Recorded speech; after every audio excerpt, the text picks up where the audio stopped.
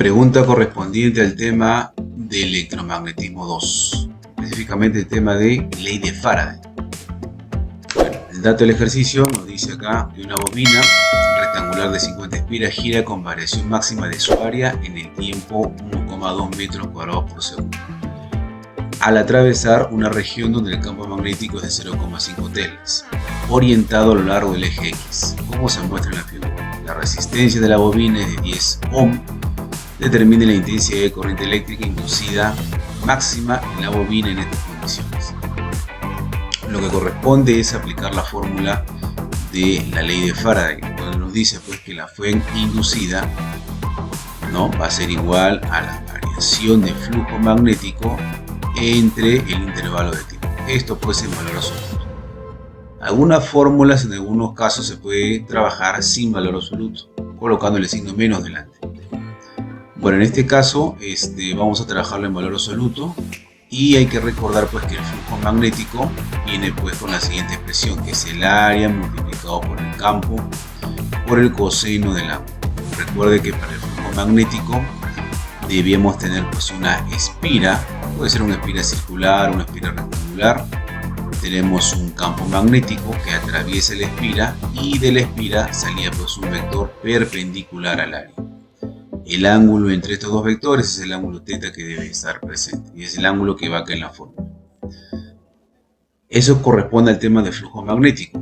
Entonces esta expresión vamos a reemplazar aquí en la ley de Faraday, en la ecuación de Faraday. Entonces vamos a reemplazar y tendremos en este caso pues que la fuerza electromotriz inducida va a ser igual pues en este caso a la variación del área multiplicado por el campo y por el coseno del ángulo. Todo esto entre el intervalo de tiempo. ¿Está? Bueno, según el dato del ejercicio, tenemos el campo magnético, que es 0,5 teslas, y este dato de la variación del área respecto del tiempo me dan también acá en el ejercicio, 1,2. Sé que es ese dato, ya que el dato acá me indica pues, 1,2 metros cuadrados por segundo. Puedo relacionarlo con la unidad. El metro cuadrado es unidad de área y segundo es unidad de tiempo. Entonces la variación del área respecto del tiempo justamente corresponde a este campo magnético 0,5 y el coseno del ángulo se refiere pues al ángulo inicial que hay entre el campo magnético, ¿no?, y el vector normal a la superficie. Por de aquí que el vector del campo magnético está en esta dirección, del eje X. Y el vector normal a la superficie, saliendo de la superficie, también está en esa dirección. Por lo tanto, como el campo magnético y el vector normal son salientes del área, ¿no?, que son vectores paralelos, el ángulo entre ellos inicial es el ángulo de cero.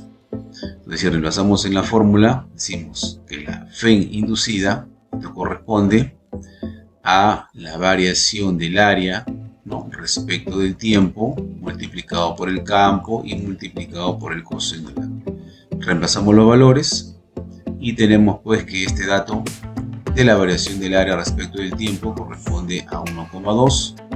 Luego tenemos el campo magnético, en este caso es 0,5 teslas.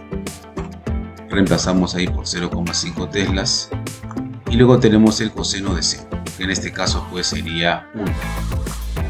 A esta fórmula tenemos que agregarle un factor más, ¿no? Tenemos que agregarle el factor de la cantidad de espiras.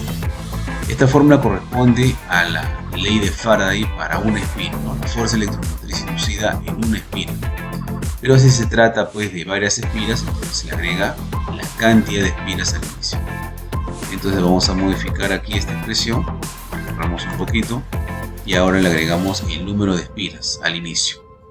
En este caso el número de espiras, según el dato del problema, son 50 espiras. Así que acá tendríamos 50 en la parte de adelante.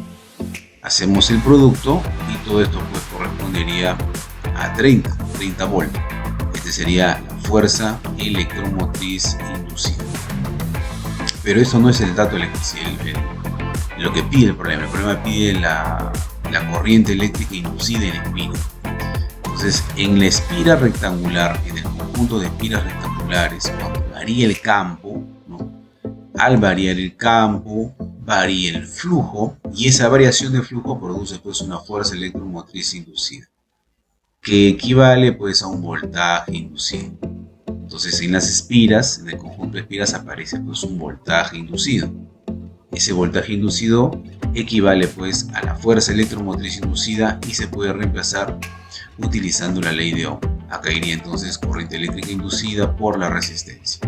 Esto es igual pues a 30 voltios. La corriente eléctrica inducida es la incógnita, la resistencia por acá me da el dato del ejercicio que es de 10 ohm.